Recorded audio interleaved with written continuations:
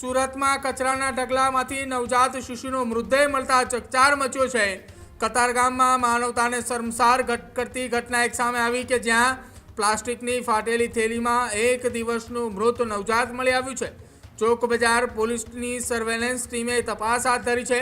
CCTV અને human સોર્સના આધારે તપાસનો ધમધમાટ તેજ કર્યો છે। મહિલાની ઓળખ કરવા માટે પણ તપાસ શરૂ કરી છે। ગણતરીના દિવસોમાં જ નવજાતને ત્યજી દેનાર માતાએ ઝડપાઈ ચૂકી। સંતાનો મોટા હોવાથી ગર્વ રાખવો એ શર્મજનક લાગ્યો હોવાનો ખુલાસો તેને કર્યો।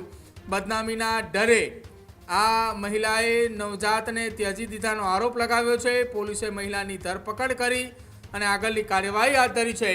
સુરતમાં નવજાતને ત્યજી દેવાની ઘટનાથી લોકોમાં એ આઘાત અને વાત એ ખાસ રોષ પણ જોવા મળી રહ્યો છે, કેમ કે નવજાત બાળકને ત્યજી દેવાની ઘટના એ વારંવાર સામે આવે છે। તેવામાં સુરતની અંદર વધુ એક ઘટના સામે આવી છે ચોક બજાર પોલીસ સ્ટેશન વિસ્તારની અંદર, અને જ્યાં ઘટના બનતાની સાથે જ હાલ સુરત પોલીસે જે મહિલાએ બાળકને ત્યજી દીધું હતું તેની અટકાયત કરી અને આ સમગ્ર ઘટના મામલે વધુ તપાસ હાથ ધરી છે।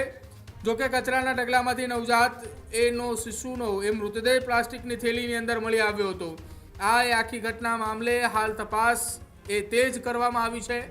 મહિલા એ ક્યાં આખી આ ઘટનાની અંદર હોસ્પિટલ માટે ગયા હતા તેની પણ તપાસ શરૂ કરાઈ છે। હજુ સુધી તમે અમારી ચેનલને સબસ્ક્રાઇબ નથી કરી તો અત્યારે જ ન્યૂઝરૂમ ગુજરાતને સબસ્ક્રાઇબ કરો, ફેસબુક અને ઇન્સ્ટાગ્રામ પર ફોલો કરો।